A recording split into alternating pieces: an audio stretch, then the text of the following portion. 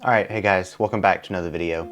So I have a habit of cutting things kind of close to when they're supposed to be done, and the Apple event is on September 9th, which is 2 days from the recording of this video. So I'm pumping this out as quick as I can. Now, there's a few things to talk about. Of course, its name is It's Glow Time, which is kind of a play on words from It's Showtime. And I think there's going to be a lot of fun stuff to sort of discuss. And I do want to clarify, all of the information from this video was sourced from the Mac Rumors website, so I'll leave a link in the description for that if you guys would like to go check out that website. But without further ado, let's hop right into it. Alright, first up, for the base iPhone 16, nothing crazy. If you look at the photos, they have the cameras arranged sort of top and bottom, which I and many people believe is to enable spatial video, like we got with the 15 Pro models. And then a couple new colors. They're more saturated than normal, so I guess that's kind of a nice change to have them a bit brighter. But we're hearing rumors of things like the capture button, where when you kind of hold your phone in landscape, there'll be a button that rests right where your thumb or pointer finger is, which feels kind of redundant because we have the volume buttons and we can already program them, but I don't know, maybe they'll put good use to it. But for the most part, the iPhone 16s are pretty, expected. Hearing things about maybe making the bezels a little bit shorter, which it's fine. We've also heard things about the phones themselves being bigger screen-wise. So we're talking maybe like instead of 6.1 inches, it goes up to 6.3 inches, which is a welcome change. I know some people like smaller phones, which might be kind of an issue for them, but for the people that like larger phones, that's great. Now, I think the fun part that everyone's kind of looking forward to is the iPhone 16 Pros. And supposedly, we've heard things of people calling it the iPhone 16 Ultra for the biggest and best phone. But either way, the rumors suggest these screens will go up to 6.9 inches, which is definitely a larger overall screen than the current 6.7 inches. Like, it's almost like we're starting to approach mini iPad territory. So I think a lot of us think a good chunk, at least, of this Apple event is going to be Apple Intelligence focused. That almost kind of just makes sense, as the last Apple event had a lot of Apple Intelligence in it, which of course means that these next phones will come suited with Apple Intelligence, which I find it a little bit funny because when these iPhones get released, they'll of course be released on iOS 18, but Apple Intelligence isn't coming until iOS 18.1. So we're not going to be getting Apple Intelligence when these phones first release, which is a bit interesting. But these phones will, of course, have most likely the new A18 Pro chip, which will have more processing power, the usual year-over-year stuff, and will better support Apple Intelligence. Now, to bring back the capture button for a second, rumors suggest it'll work similar to a DSLR capture button, where you press it lightly to sort of focus everything, and then fully press it, of course, to take the photo.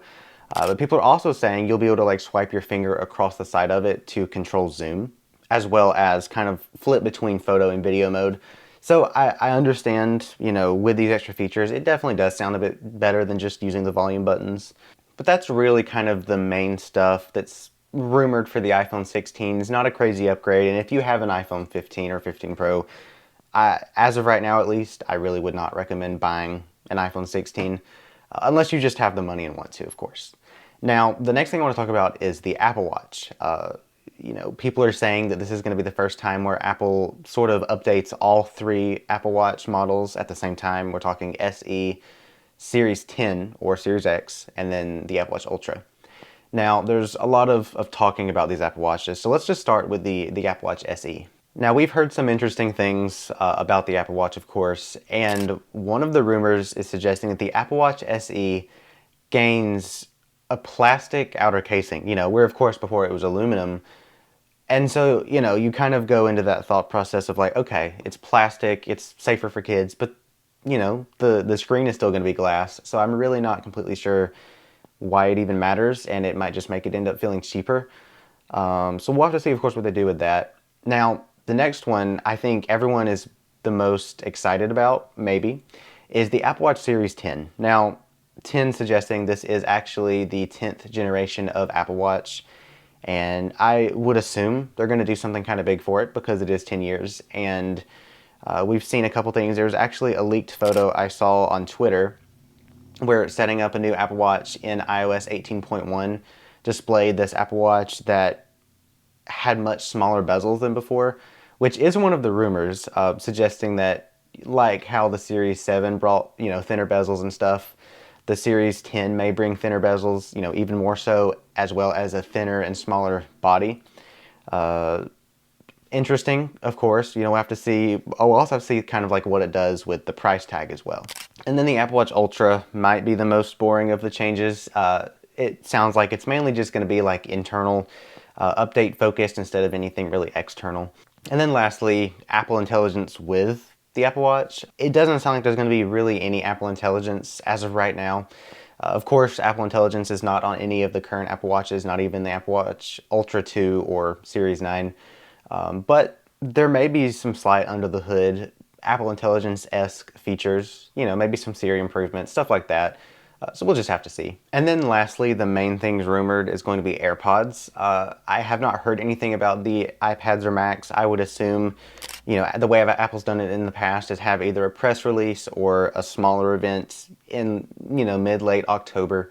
So that's kind of where I would expect those. But as far as AirPods are concerned, not hearing anything about the AirPods Max, which is sad. I really would love to see some AirPods Max again, but I don't know that that's going to happen.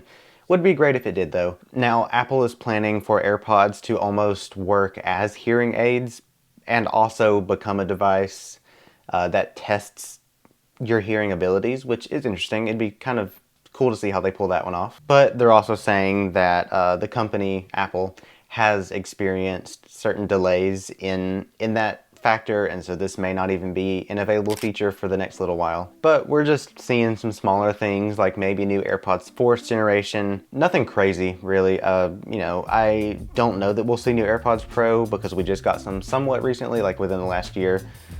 So relatively small upgrades for the AirPods, but of course, still we'll be interested to kind of see what happens and see what gets upgraded. But hey, that's been it. I'm excited. I can't wait to see what's going on in this event.